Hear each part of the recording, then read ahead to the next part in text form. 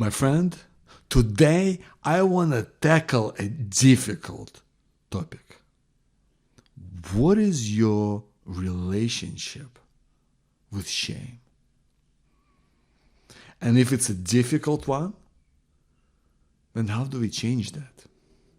I think it is a necessary conversation for you and me, for us as survivors, because we have lived it. Because you're here for a reason. Because one way or another, your life has been touched by trauma. And that carries so much with that just carries so much of those difficult emotions, doesn't it? That carries shame, guilt, that carries anger, that carries frustration. But most of all, what unites all of these difficult emotions and difficult feelings and difficult experiences is that we struggle to find a way to let them come to light. We have difficulty in letting them go, in releasing them out into the world. Because sometimes we can have feelings of anger or shame or guilt about something, but we cannot work through it.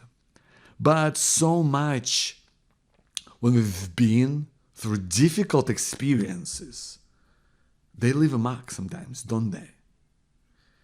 And they kind of latch onto us.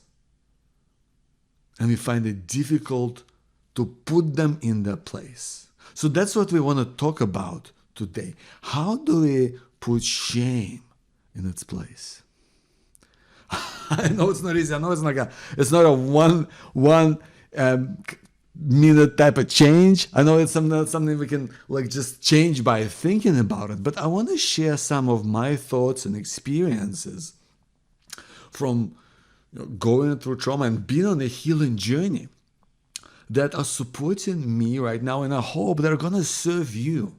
And we're going to talk about this out loud instead of sometimes letting these difficult feelings drive our behaviors, drive our actions, drive the way that we think, and drive the way that we interact with the world and even think about ourselves, right? And by the way, if you don't know me, my name is Joe Bakhmutsky. I'm the founder of Power to Be Happy. I'm a proud author of Finding Hope in Times of Uncertainty, a guide to thriving in the challenging world of today. And it is my mission to open the door into healing, to support you on your next step towards healing, whatever that might look like for you. And I'm sharing my own personal journey. You know, the good, the bad, and the ugly, and what helps me and what I hope can support you in a way as well, because we are all in this together. Everything I'm doing at powertobehappy.com, everything is perpetuated by the belief that I have that, well, your journey is absolutely unlike anyone else's. And yet, there is so much that we share in common. Our struggles, but also our wins. The times that we didn't give up. The times when you stood your ground. The times when you believed and abided by your values. The times when you made difficult choices to keep going, to stay on track, to do your own thing. Even though it was hard. Even though people laughed at you. Even though you got hurt. I'm here to tell you, you're not alone. You're one of us. You're one of our community who believe in leading a greater life, a life with more meaning, a greater level of happiness and fulfillment. That's what it's all about, isn't it? And that includes finding ways to deal with the difficult stuff. Shame. That's what we're talking about today. And for me, I've experienced really intense moments of shame in my life. But I've also had it almost like a lingering sense, like almost like a scent, right? When it's just you kind of it's something that like it just clutches onto you, and it becomes something that you carry around with you, and it becomes such a big part of who you are that sometimes you don't even notice it, and yet it is there. It's permeated itself through through the fibers of everyday life, through feelings, thoughts, emotions, through being around other people. And that's how it's been for me. I've had intense shame from the experience of going through rape as a child, but also intense shame through, not being able to have sex. And, when the moments when, I was with someone and I couldn't do it, even if I wanted to. And them giving me a look or saying something that is hurtful and walking away. And I just remember lying on my bed, face down, covered in shame. I didn't want to lift my head up. And I remember how this woman who was walking away, and I was afterwards almost begging her to see me again, even though I think what the situation wasn't right, and I felt so much shame for who I am, or maybe for who I'm not. And it just seeped through how I was around women. And it also kind of fostered a lot of alienation and negative thoughts towards myself and towards others, towards women in general, to be honest. And yet there was a part of me that felt that I deserved love, that I wanted to give love and be loved in return. And this longing for love and the hope that it could change one day, even despite the ongoing failures I had as a man, in this space, right? Even though I was so far away from anything resembling love, and my confidence and self-esteem was non-existent for quite some time. It wasn't low. It was just like, you couldn't see it. It wasn't there. At least I didn't feel it whatsoever.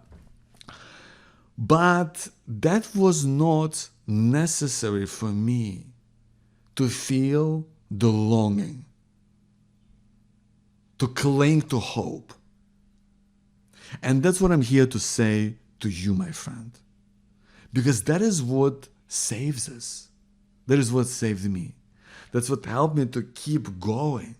To doing self-help, to doing personal growth, to showing up in the mirror. Like I literally stood up in front of a full body-sized mirror every single day. I'm not kidding you. This sounds weird. I stood naked in front of it. I stood naked and I looked myself in the eyes And I would say, you're beautiful. You are sexy. You deserve to be loved, to give love and be loved in return. And so over time, I taught myself to think that, because I didn't feel any of that. I didn't feel myself beautiful or sexy or any of those things. But sometimes we have to teach ourselves to feel a certain way. We have to allow for the possibility that that's how things should be. That even if you're not there now, that possibility is there. The possibility of healing. Now, I'm not suggesting that you gotta stand naked in front of the mirror. And I wish I had other ways at the time. I know that knowing things that I would have known today, I would have done therapy. I would have tried to connect with other people who've been through something similar. I would have tried to get help. But I still believe that doing self-help and personal growth and looking after your habits and your health is crucial. And that's what helped me to eventually go on a path where I met the love of my life. And I just remember this moment of climbing to the top of the mast, because we got married on a tall ship. And I remember just looking out into the sea and seeing the kind of sun dancing off of the waves and just feeling the sense of happiness. Like, I'm here. I arrived. I stepped into something new. But the hard work was the years that I spent of trying to stand in front of the mirror, of teaching myself that I'm worthy, that I'm enough, that I deserve. Even if no one believed in me or even knew about many of those things. Or even if they did, like, most people didn't connect with it. It didn't make sense to them. They didn't think it would be helpful or supportive, but it made sense to me. You don't have to have other people believe in you or support in you, or you don't have to even believe in yourself. But believe in love. Love is our, I believe, gateway to break through shame. Love is the pathway. And I believe that there is 3 kinds of love. One is love of self. And that is, I think, learning to love who you are, the person that you are today, and accepting yourself as you are in the totality of your experience, seeing your own struggles and insecurities and challenges. But also, if you're seeing that, then you gotta give room for moments where you stood your ground. Those moments of resilience where you kept going, where you found a way, even if nothing made sense, and yet you still kept going. So when we accept our frailties, we also have to accept that we're capable, that you've done this before. So we have to embrace our whole of self and different parts and different experiences that you might have had. We have to accept ourselves as whole. And part of that can help with doing therapy, connecting with people who get you, reading books that help you to think about life in a way that is supportive and positive. I know the word positive, I mean, people are saying, oh, don't say positive, but I really believe that positive is, we want to be positive, right? If we are not positive, then if we're not focusing on the good side of life, then we are just letting the world dictate what we're going to experience. And oftentimes it's the negative. It's the scary things, it's everything's wrong, it's, the world is divided. Some of those things are there, but it doesn't mean that we have to take it into ourselves and make it a part of who we are. I believe in hope. I believe in love. And we should, I believe, all of us, connect with that. Because that's A, true, and B, it's what supports you and helps you feel better. And the more you can connect with loving yourself, the more we're opening paths to loving others and what you're doing. So that's loving of self. I was talking about three kinds of love. One is loving the selves. And learning to do it, that sometimes is the hardest part, right? And it takes time. I really believe that it takes time. But that is the biggest investment you can make through healing, through seeking out people who are like you, survivors, our community. By seeking to get support and healing through therapy and different therapeutic modalities.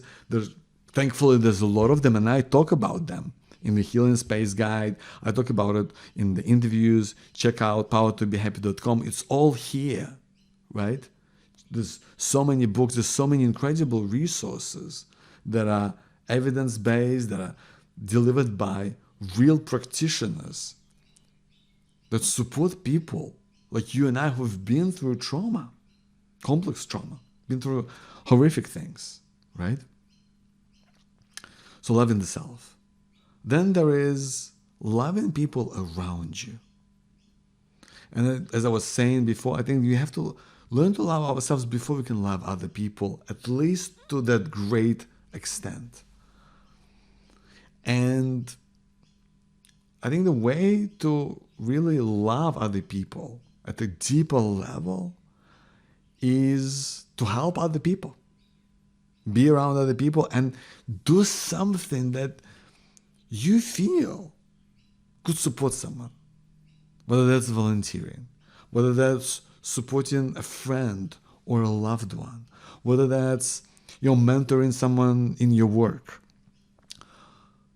And having that compassion for people being in their own journeys, even if sometimes people don't understand you, even if they might be your family, it might be your spouse, it might be your best friend. Sometimes they might not understand where you're coming from, where you've been. That's why we need to give them time. Give them time, and if that person is really challenging you or making your life more difficult, then maybe it's spending different kind of time with them, and maybe spending time with them in a capacity where it's more helpful and supportive to you in a way that isn't doing you damage. But I think you want to find a way to do it with compassion, because we know, right, if we have the data to say that 7 out of 10 people experience a major traumatic event at least once in their lives. It's not them, right? It's us. It's all of us. We've all been through it. We all have been touched by trauma, by struggle, by strife. And so if that's the case, then we want to give more compassion to people around us. I was driving the other day to like this place that I haven't been to. I was just kind of following directions of the GPS. And I guess I was going a little slower than I normally would because I didn't know the area. And there was someone driving behind me. And at one point they overtook me, and this man leaned out of the window, and he just went off at me. He just like started screaming and just like abuse and just swear words, and it was all that. And I think, probably at a different time of my life, I would have like just, flipped something off at him or whatever, right? But now that I'm wise and mature, now that I'm on my own healing journey, I was like kind of thought, you know what? What sort of life does this man lead in order to feel this strongly and this negatively about some random person just driving out on the street? And I found that moment of compassion. And that's probably a rare moment of compassion. So on another day, I probably wouldn't be like that. But I think it proved to me not the fact that this person, they probably don't care about my feelings and experiences, but it also made me feel better. So the compassion, the little moment of compassion we are able to find for our loved ones, or for strangers that we meet, or for people we interact with somewhere in the community or in work or in our friend groups, that compassion comes back to you because it makes you feel better. In that moment, I was not set off by anger and just, making that take over and ruin my day or that moment. I was just like, you know what? I'm doing my thing here. And it passed. And that's what I believe love does. Because love carries compassion, love carries hope. And when we live with a greater sense of love towards self, towards other people, and we just live through those values, through hope, compassion, trying to understand other people, those feelings, those negative shame, we are letting go of them. Even if they just kind of hold on to us, they find ways to let go. Because love is the opposite of shame. So we're talking about three kinds of love, right? We talked about love to self. We talked about love towards other people. And the last kind of love is loving what you do. And that's kind of tricky sometimes, because sometimes you don't really love what you do. Or sometimes there's a change and you go through a change in life, or just your circumstances change, and maybe you don't feel that fire or that passion for something, right? It just changes. And I think that's a call to find it again or to discover it, what that might be. After going through cancer, and I just remember I was in recovery, and I remember like just kind of feeling that, I used to have this real passion for my career and my work, and I was like looking at life and goes, that's not really there at the moment. Like I just don't feel it. But I was like, what can I do something that I would enjoy, right? Like what could that be? And I was just in a space where I was trying to get my head straight after going through cancer, because I was in a terrible place.